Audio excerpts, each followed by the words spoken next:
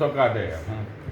અમે નવરો પડ્યો તો કૂવો હતો ને અહીં પર આમ મૂકી કુવાડી આમ આગા પાછળ થયો ને તો કુવાડી કૂવામાં પડી.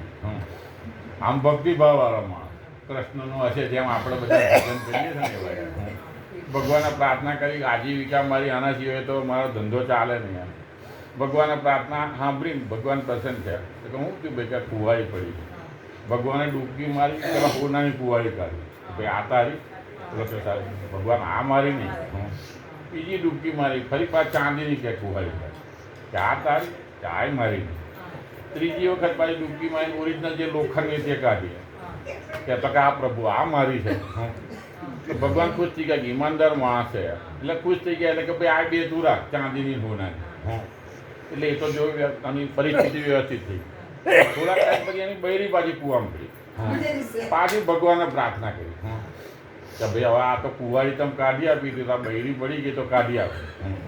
ભગવાને પહેલી જો ડૂબકી મારી તો ઐશ્વર્યા રાય જેવી બૈરી બહાર. પૂછ્યું કે આ તારી? તો પેલો કે હા. ભગવાનને નવાઈ લાગી સારા પહેલાં હોનાની કાઢી ના પાડી ચાંદીની કાઢી પછી તો પેલાને પૂછ્યું પેલામાં તો તું સાચું બોલો તો આમાં તો કે તમે તો દયાળુ છો. જેમ 3 કુહાડી આપી દીધી તમે બીજા કહું ના તો બીજી કાઢો ત્રીજી કાઢો ભાઈ તમે કહો 3 નાખો.